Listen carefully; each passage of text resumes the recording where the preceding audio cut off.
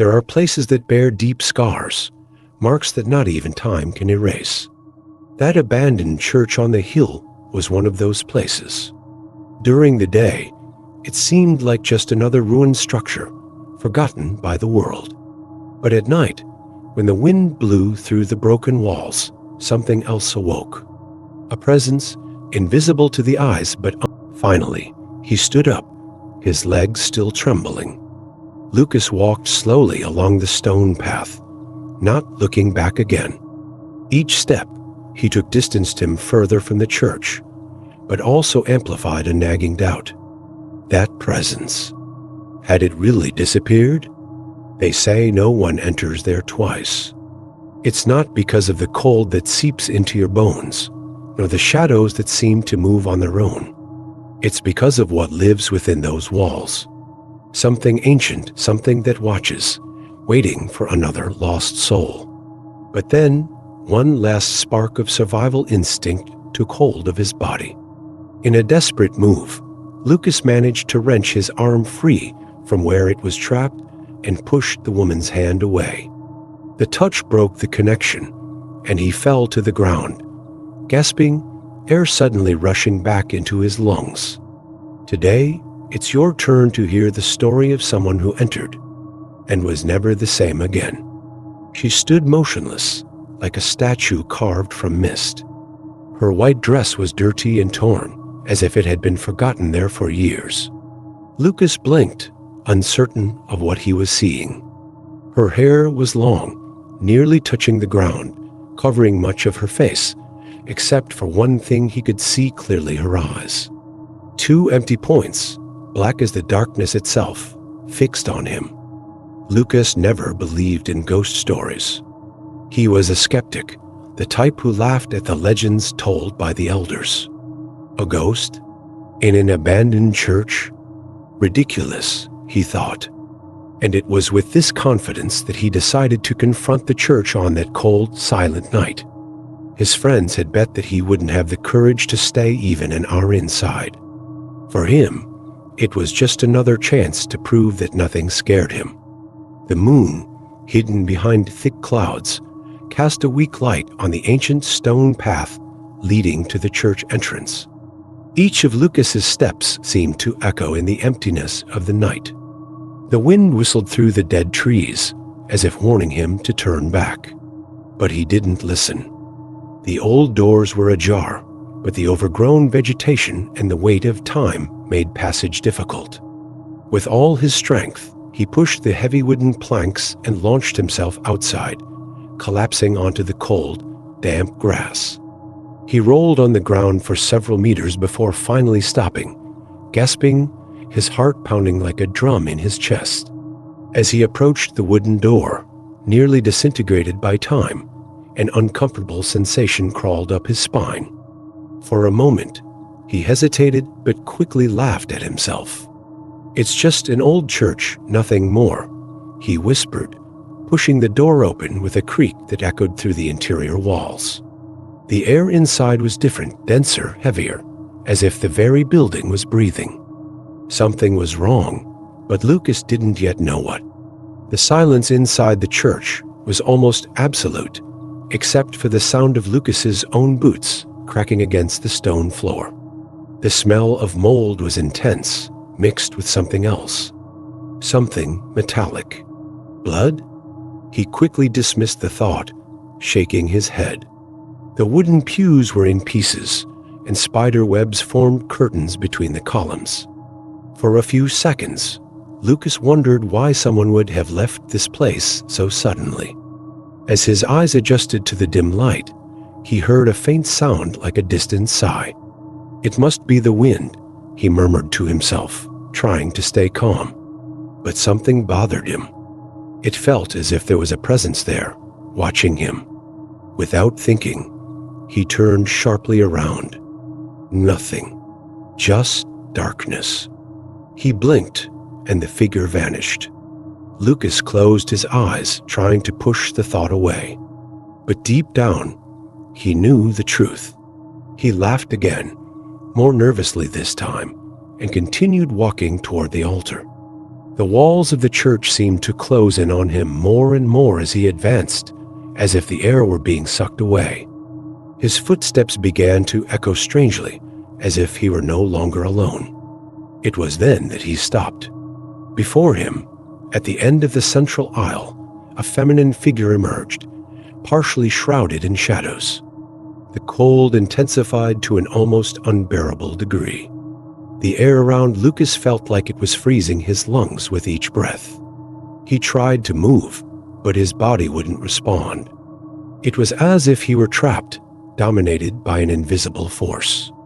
Back in town, Lucas's friends were waiting by the car, laughing and drinking, confident he would return mocking the legends. When he appeared, pale, dirty, and breathless, their laughter died instantly. They approached him, asking what had happened. Lucas, however, couldn't speak. He simply shook his head and got into the car, ignoring their persistent questions. And then, she began to move. Slowly, the figure advanced, her feet gliding over the stone floor without making a sound, as if she were floating. Lucas felt his body tremble as he got up from the ground. The sound of the bells grew louder, while the structure of the church seemed to collapse around him. The ghost, now shrouded in dense fog, slowly dissipated, as if being forced to vanish, sucked back to a place beyond human comprehension. The woman's empty eyes still watched him, filled with silent rage as her figure fragmented into the darkness. Lucas's heart raced as the female figure glided toward him, her black eyes fixed on him as if they could see his soul. He tried to scream, but his voice felt choked, trapped in his throat. His legs wouldn't respond, as if the ground were pulling him down. He had never felt such paralyzing fear. What he was facing was not human couldn't be. With each step she took, the surroundings seemed to distort. The church walls, once static, now twisted as if they were alive, pulsing to the rhythm of his terror. The shadows grew, enveloping Lucas's body. He felt an overwhelming pressure on his shoulders, as if invisible hands were holding him in place. And the sound she made. It wasn't exactly a lament, but something deep, grave, reverberating in his bones, filling his mind with despair. When she was just a few meters away, Lucas finally managed to move one arm, instinctively reaching out in front of him, as if that would be enough to stop whatever was coming. The woman halted. Silence stretched, an absolute void. He had escaped the church, but something, or someone, had followed him. Then she spoke. Now he could see. Her skin was pale, almost translucent, marked with scars, deep, profound ones. The eyes, still black as the void, began to bleed. Drops slowly trickled down her face, falling to the ground without a sound. She raised one of her hands, thin and twisted, the long, skeletal fingers reaching out toward Lucas. He tried to take a step back, but his feet were rooted to the ground. The air around him felt solid, trapping him like an invisible snare. Her voice didn't come from her lips, which remained still, but echoed directly in his mind, as if whispering inside his skull. "You shouldn't be here." The words were slow, drawn out, laden with infinite sadness. Lucas felt a shiver run down his spine. The shadows around her body seemed to stretch, trying to wrap around him, as the woman's face became clearer. Her touch was not immediate. She stopped with her fingers just inches from his face. Lucas could feel the cold radiating from her hand, so cold it burned his skin. "Do you feel this?" She whispered again, her voice a mixture of pain and anger. When she finally touched him, the pain was instantaneous. It wasn't physical pain, but something deeper, as if something inside Lucas was being ripped away, torn apart. He tried to fight, tried to pull away, but his mind seemed to be fragmenting, each piece of his consciousness being devoured by the void she brought with her. He was sinking into darkness, and for a moment, all he wanted was to give up, to let himself drift away. The woman stepped back, her eyes fixed on him with a mix of surprise and rage. But before she could advance again, something changed. The sound of bells began to echo through the space, ancient, rusted bells that hadn't rung in a long time. The church, as if awakening from a long slumber, started to crumble around them. The entity seemed to hesitate, her form becoming more nebulous, as if being pulled back into the shadows. Lucas, still on the ground, tried to understand what was happening. The weight on the church walls was now collapsing, pieces of stone falling around him, and the air was thick with dust and fear. He needed to get out of there. He didn't think twice. Without looking back, Lucas ran. His feet stumbled on the stone floor, slipping on debris, but he couldn't stop. The air was thick, and his lungs burned with every breath, but the fear was greater than the exhaustion. He needed to get out before the church swallowed him whole. The silence of the night returned. The cold wind blew gently, and the only sound was his rapid breathing. Lucas lifted his head, looking back. The church appeared the same old, in ruins, shrouded in shadows. There was no sign of the destruction he had witnessed inside.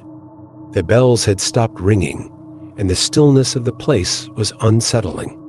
It was as if nothing had happened. He lay there for a few minutes, trying to gather his thoughts, but the reality of that moment seemed impossible to process. He had escaped, but something inside him had changed. It was a hard feeling to explain, a new weight, as if he had taken something from that church with him.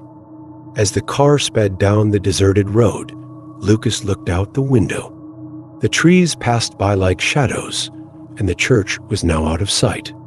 But no matter how hard he tried, he couldn't shake the feeling that he wasn't alone. The reflection in the car window showed only his weary face, but for a brief second, he saw something else.